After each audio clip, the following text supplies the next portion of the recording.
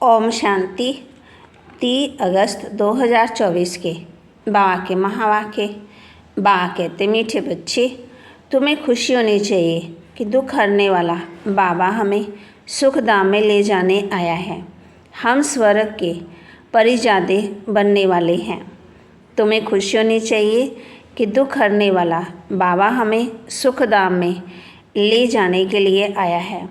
हम स्वर्ग के परिजादा बनने वाले हैं। प्रश्न बच्चों की किस स्थिति को देखते हुए बाप को चिंता नहीं होती? क्यों? बच्चों की किस स्थिति को देखते हुए बाप को चिंता नहीं होती? क्यों? उत्तर, कई बच्चे फर्स्ट क्लास खुशबूदार फूल हैं। कोई में जरा भी खुशबू नहीं। कोई की अवस्था बहुत अच्छी रहती, कोई माया के तूफानों से हार खा लेते। ये सब देखते हुए भी बाप को चिंता नहीं होती, क्योंकि बाप जानते हैं ये सत्य की राजधानी स्थापन हो रही है। फिर भी बाप शिक्षा देते हैं, बच्चे जितना हो सके याद में रहो, माया के तूफानों से डरो नहीं। ओम शांति। मीठे से मीठा बेहद का बाप मीठे से मीठे बच्चों को बैठ समझाते हैं। ये तो समझते हो ना कि बहुत मीठा मीठा बाप है। फिर शिक्षा देने वाला टीचर भी बहुत मीठा है। यहाँ तुम जब बैठते हो तो ये याद होना चाहिए, बहुत मीठा मीठा बाबा है। उनसे स्वर्ग का वर्षा मिलना है। यहाँ तो वैशाल्य में बैठे हैं। कितना मीठा बाप है। वह खुशी दिल में होनी चाहिए। बाप हमको आधा कल्प सुख धाम में ले जाने वाला है, दुख हरने वाला है। एक तो ऐसा बाबा है, फिर बाबा टीचर भी बनते, हमको सारे सृष्टि चक्र का राज भी समझाते हैं, जो और कोई नहीं समझा सकते। ये चक्कर कैसे फिरता है, 84 जन्म कैसे पास होते हैं, ये सारा चपटी में समझाते हैं। फिर साथ भी ले जाएंगे। यहाँ तो रहना नहीं है ना, सभी आत्मा को साथ ले जाएंगे। बाकी थोड़े रोज हैं। कहा जाता है बहुत गई थोड़ी रही, थोड़ी की भी अब थोड़ी रही। बाकी थोड़ा समय है, इसलिए जल्दी मुझे याद करो तो तुम्हारे जन्म जन्मांतर के पापों का बोझा जो जमा है वह ख़त्म हो जाएगा। बल माया की युद्ध चलती है, तुम मुझे याद करेंगे, वह याद करने से हटाएगी। ये भी बाबा बता देते हैं, इसलिए कभी विचार नहीं करना।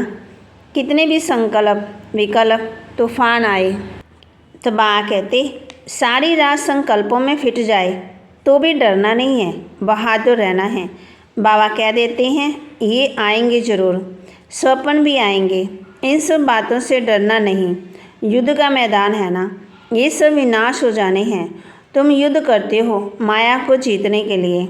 बाकी इसमें कोई खास बाबा कहते श्वास आदि नहीं बंद करना।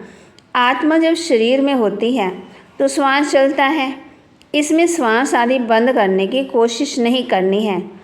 हठ योग आदि में भी कितनी तकलीफ़ करते हैं। बाबा तो अनुभवी है, थोड़ा सीखते थे, परंतु फुर्सत भी हो। जैसे आजकल तुमको कहते हैं ज्ञान तो अच्छा है, परंतु फुर्सत कहाँ है। इतने कारखाने हैं, ये हैं वो है, इतनी मीटिंगें हैं। तुम बाप को कहते हो मीठे मीठे बच्चों, एक तो बाप को याद करो और चक्कर को याद करो, बस। क्या ये डिफ़िकल्ट है? बाप पूछती, सतयुग त्रेता में इनों का राज्य था, फिर इस्लामी बुद्धि आदि की वृद्धि होती गई। वे अपने धर्म को भूल गए, अपने को देवता कह न सके क्योंकि अपवित्र बन गए। देवताएं तो पवित्र थे। ड्रामा के प्लान अनुसार फिर वह हिंदू कहलाने लग पड़ते। वास्तव में हिंदू धर्म तो है ही नहीं। हिंदुस्तान तो नाम बाद में पड़ा, असली नाम भारत है। कहते भी है ना, भारत माताओं की जय। हिंदुस्तान की माताएं थोड़ी कहती हैं भारत में ही इन देवताओं का राज्य था, भारत की ही महिमा करते हैं। तो बाप बच्चों को सिखला रहे हैं बाप को कैसे याद करना है। बाप आए हैं घर ले चलने के लिए। किसको? आत्माओं को। तुम जितना बाप को याद करते हो उतना तुम पवित्र बनते हो। पवित्र बनते जाएंगे तो फिर सज़ा भी नहीं खाएंगे। अगर सज़ा खाई तो माँ कहती फिर पद भी कम हो जाएगा। पवित्र बनते बनते फिर सज़ा भी नहीं खाएंगे। फिर अगर सज़ा खाई तो कम हो जाएगा पद भी। जितना हो सके उतना भी कर्म विनाश होते रहेंगे। बहुत बच्चे हैं जो याद नहीं कर सकते, तंग होकर छोड़ देते, युद्ध करते ही नहीं हैं। ऐसे भी हैं। समझा जाता राजधानी स्थापन होनी है, गरीब प्रजा भी चाहिए। बल वहाँ दुख नहीं होता, परंतु गरीब और साहूकार तो हर हालत में होंगे। ये है कलयुग। ये है यहाँ साहूकार व गरीब दोनों को दुख भोगना है। बाबा कहते वहाँ तो दोनों सुखी रहते हैं, परंतु गरीब साहूकार की भासना तो रहेगी, दुख का नाम नहीं होगा। बाकी नंबरवार तो होते ही हैं, कोई रोग नहीं, आयु भी बड़ी होती। इस दुख दाम को भूल जाते हैं। सतयुग में तुमको खुद याद भी नहीं होगा। दुख दाम और सुख दाम की याद अभी बाप दिलाते हैं। मनुष्य कहते हैं स्वर्ग था, परंतु कब था, कैसा था, कुछ नहीं जानते। लाखों वर्ष की बात तो कोई को भी याद आ न सके। बाप कहते हैं कल तुमको सुख था, कल फिर होगा। यहाँ बैठ फूलों को देखते हैं ना, ये अच्छा फूल है, ये इस प्रकार की मेहनत करते हैं। ये पत्थर बुद्धि है, ये स्थिर नहीं है। बाप का कोई बात में चिंता नहीं रहती। हाँ, समझते हैं बच्चे जल्दी पढ़कर साहूकार हो जाएं। पढ़ाना भी है, बच्चे तो बने बहुत जल्दी पढ़कर होशियार हो। वह भी कहाँ तक पढ़ते और पढ़ाते रहेंगे। कैसे फूल हैं ये बाप बैठ देखते हैं, क्योंकि यह है चैतन्य फूलों का बगीचा।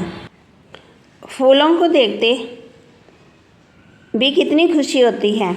बच्चे खुद भी समझते हैं बाबा स्वर्ग का वर्षा देते हैं।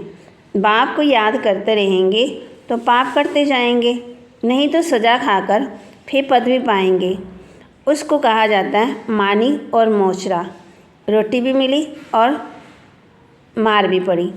बाप को ऐसा याद करो जो जन्म जन्मांतर के पाप कट जाएं। चक्कर को भी जानना है, चक्कर फिरता रहता है, कब बंद नहीं होता, जूम से चलता रहता। 5000 वर्ष के में सेकंड मिनट वह भी बच्चों को हिसाब निकाल के भेजा है। ये बेहद का ड्रामा भी बहुत आहिस्ते आहिस्ते चलता है। लाखों वर्ष की तो बात होती तो कोई भी हिसाब निकाल ना सके। यहाँ बाप और बच्चे बैठे हैं। बाबा एक एक को बैठ देखते रहते हैं। ये बाबा को कितना याद करते हैं, कितना ज्ञान उठाया है, औरों को कितना समझाते हैं। है बहुत सहज। सिर्फ बाप का परिचय दो। बैच तो सबके पास है, बोलो ये शिव बाबा है। काशी में जाओ तो भी शिव बाबा ये याद करते। तुम हो शालिग्राम, आत्मा बिल्कुल छोटा सितारा है, उसमें कितना पाठ भरा हुआ है। आत्मा घटती बढ़ती विनाश नहीं होती। आत्मा तो विनाशी है, उसमें ड्रामा का पाठ भरा हुआ है।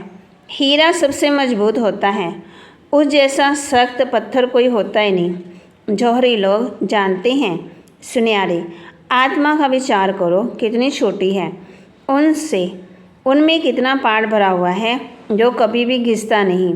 दूसरी आत्मा होती नहीं। इस दुनिया में ऐसा कोई मनुष्य नहीं जिसको हम बाप टीचर सदगुरु कहें।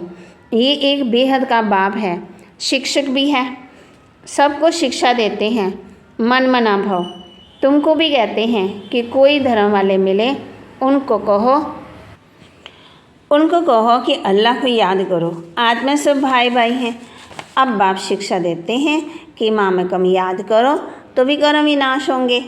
बाप ही पतित पावन है। ये किसने कहा? आत्मा में। मनुष्य भूल जाते हैं लेकिन गाते हैं, परंतु अर्थ नहीं समझते हैं। बाप कहते हैं तुम सब सीताएं हो, बाकी सब मुक्तिधाम में चले जाते हैं। यहाँ तो देखो, सतयुग में दूसरा कोई धर्म होता ही नहीं, सिर्फ हम ही होते हैं, क्योंकि हम ही बाप से प्रसाद लेते हैं। यहाँ तो देखो कितने ढेर के ढेर मंदिर हैं, कितनी बड़ी दुनिया है, क्या क्या चीज़ें हैं। वहाँ ये कुछ भी नहीं होगा, सिर्फ भारतीय होगा। ये रेल आदि भी नहीं होगी, ये सब खत्म हो जाएंगे। वहाँ रेल की दरकार नहीं है, छोटा शहर होगा। रेल तो चाहिए ना दूर दूर गाँव में जाने के लिए। बाबा रिफ्रेश कर रहे हैं, बिन बिन पॉइंट समझाते रहते हैं बच्चों के लिए। यहाँ बैठे हो, बुद्धि में सारा ज्ञान बुद्धि में है ना। जैसे परमपिता परमात्मा में सारा ज्ञान भरा हुआ है, जो तुमको समझाते रहते हैं। ऊंच से ऊंच शांति धाम में रहने वाला शांति का सागर बाप है। हम आत्मा भी सब वहाँ स्वीट होम में रहने वाली हैं। शांति के लिए मनुष्य कितना माथा मारते हैं। साधु लोग भी कहते हैं मन को शांति कैसे मिले, क्या क्या युक्ति रचते हैं। गाया जाता है आत्मा तो मन बुद्धि सहित है, उनका सधर्म है शांति। आत्मा का सधर्म है शांति। आत्मा शांति धाम की रहने वाली है। तो बाबा कहते वहाँ कर्म इंद्रिय नहीं होगी तो जरूर शांत होंगी। हम आत्मा का निवास स्थान है स्वीट होम, यहाँ बिल्कुल शांति रहती है। फिर वहाँ से पहले हम आते हैं सुख धाम में। अभी तो इस दुख धाम में ट्रांसफ़र होते हैं सुख धाम में जाने के लिए। बाप पावन बना रहे हैं। कितनी बड़ी दुनिया है। इतने जंगल आदि कुछ भी नहीं वहाँ नहीं होंगे, इतनी पहाड़ियाँ आदि कुछ नहीं होंगी। हमारी राजधानी होंगी। जैसे स्वर्ग में छोटा सा मॉडल बनाते हैं, वैसे स्वर्ग भी वहाँ छोटा सा ही होगा।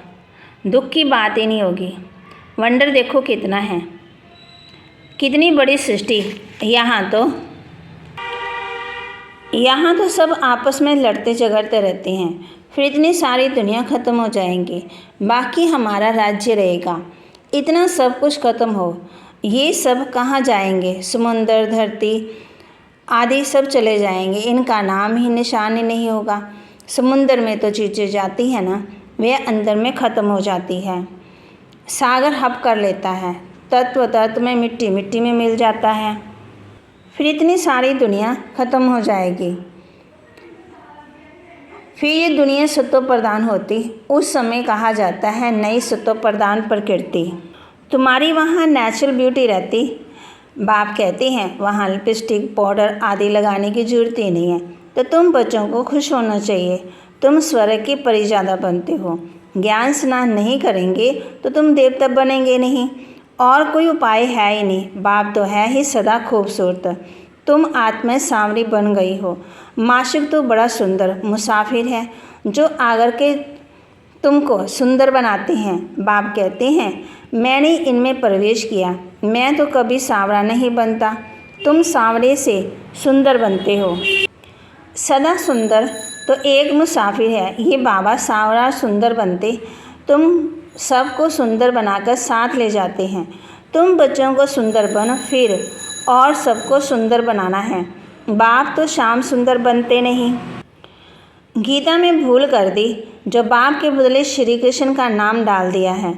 इसको कहा जाता है भूल। सारे विश्व को सुंदर बनाने वाला शिव बाबा, उनके बदले जो स्वर्ग का पहला नंबर सुंदर बनता है, उनका नाम डाल दिया। ये कोई समझते थोड़ी है भारत फिर सुंदर बनने का है।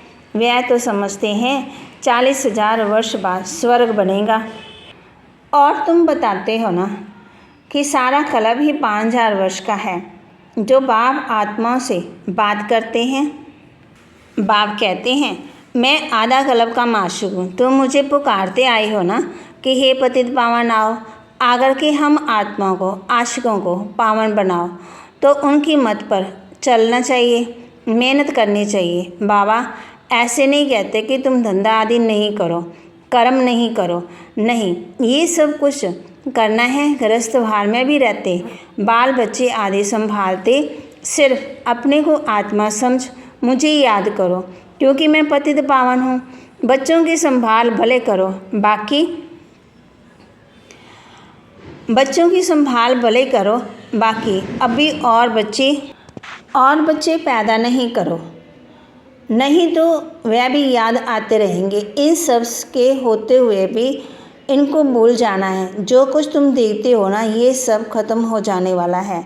शरीर खत्म हो जाएगा, बाप की याद से आत्मा पवित्र बन जाएगी, तो फिर शरीर भी नया मिलेगा।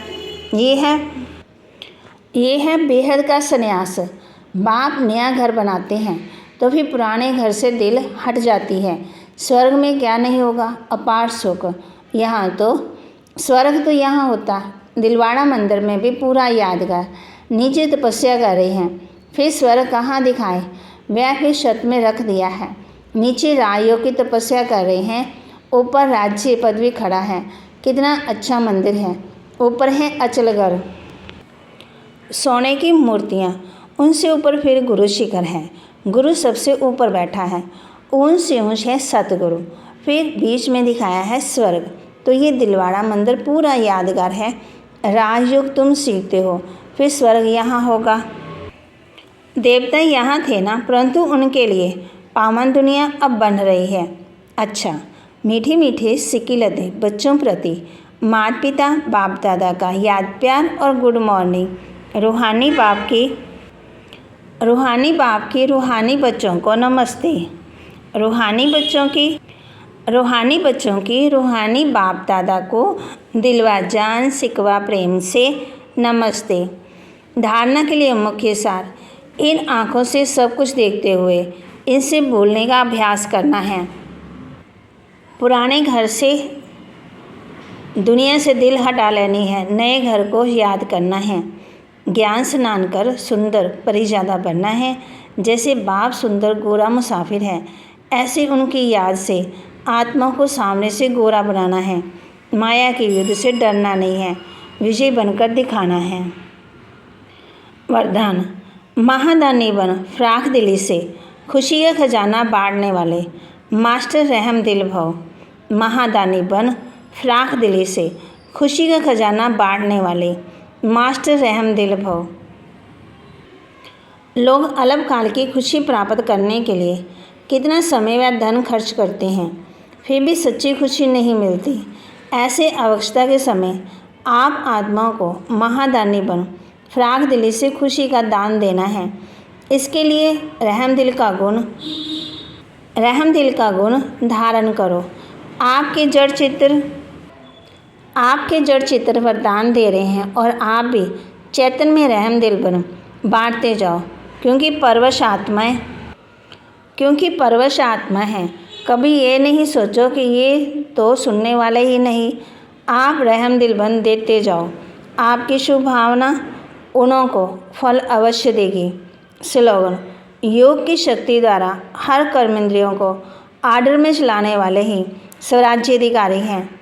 योग की शक्ति द्वारा हर कर्मेंद्रियों को आर्डर में चलाने वाले ही स्वराज्याधिकारी हैं। बाबा के महावाक्य को लाइक करें, शेयर करें और सब्सक्राइब करें और अपने जीवन में धारण करें। और बाबा ने आज हम बच्चों को होमवर्क दिया है, योग की शक्ति द्वारा हर कर्मेंद्रियों को आर्डर में चलाने वाले ही स्वराज्याधिकारी हैं। और महादानी बन फ्राख दिली से खुशी का खजाना बांटने वाले मास्टर रहम दिल कैसे बनेंगे? महादानी बन करके और खुशी का खजाना बांटने वाले खुले दिल से मास्टर रहम दिल भव। ओम शांति।